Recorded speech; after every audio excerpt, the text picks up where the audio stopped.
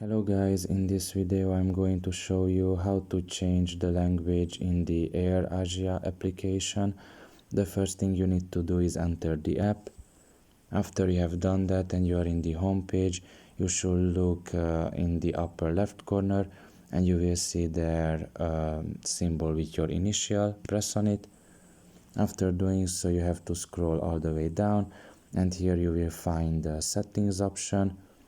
And after you have pressed on it, you have to scroll down a little bit more and you will see here the second option, which is language. Press on that and here you can select quite a few languages.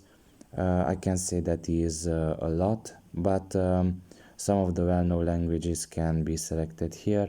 Now English is the default one, you can see there, but if you want to select to any other language, for example Bahasa Indonesia, you just press on it, wait a little until the app refreshes and the change will be made basically. You can see even up there that it says now hi Nick. So I hope this video was helpful to you. Thank you for listening and see you next time. Bye bye.